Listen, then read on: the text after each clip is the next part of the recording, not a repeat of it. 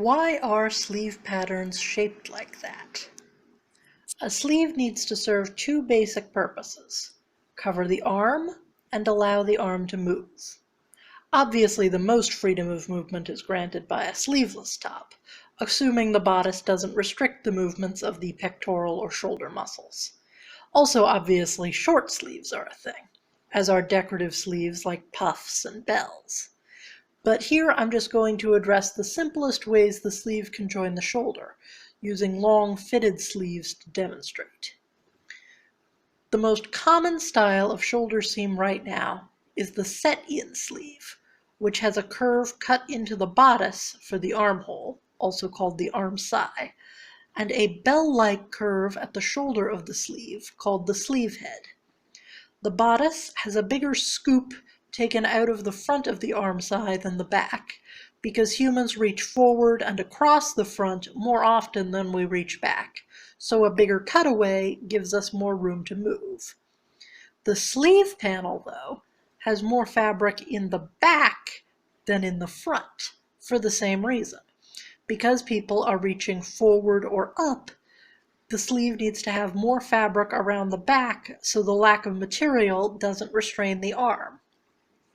This makes it very easy to put sleeves in the wrong armhole, because it's easy to conclude that the side with more material must be the side that fits into the deeper scoop.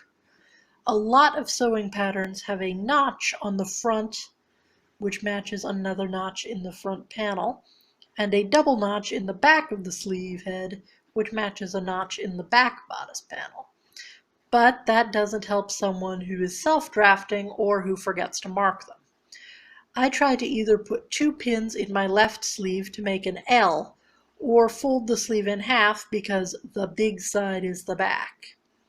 Further down the pattern piece, where the armpit will be, the shape sort of kicks out, again to give more material and allow more freedom of movement.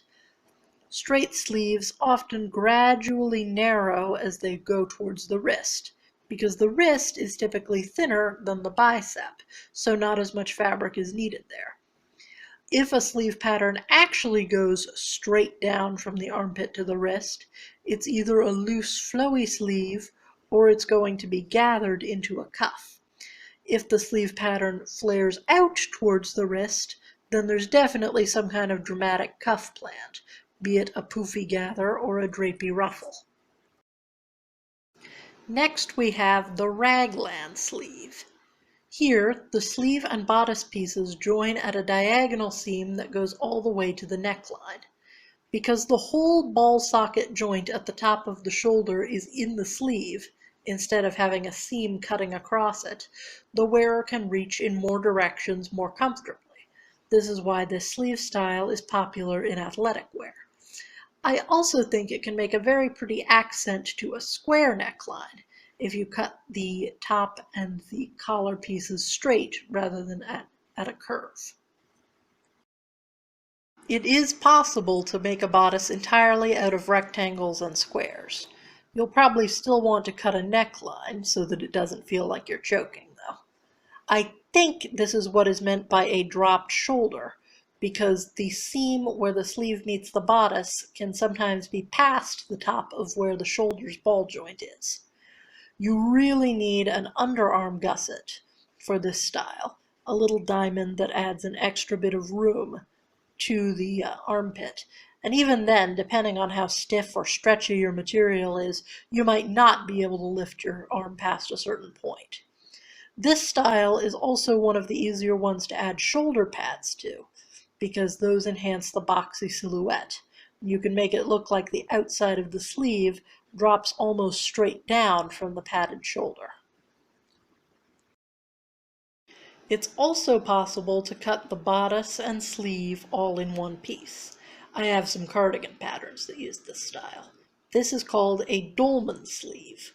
Again, depending on the stretchiness of your fabric, you might not get a lot of range of movement with this style, but it's probably the easiest sleeve style to do. A dropped shoulder can be a very short dolman sleeve with an extra tube sewn onto it. A variant on the dolman sleeve is called a batwing sleeve, where an underarm gusset is also built into the pattern piece.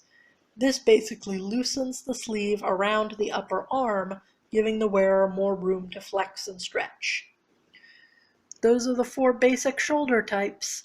Let me know if you're interested in further exploration of how sleeve patterns work. Thumbs up and subscribe!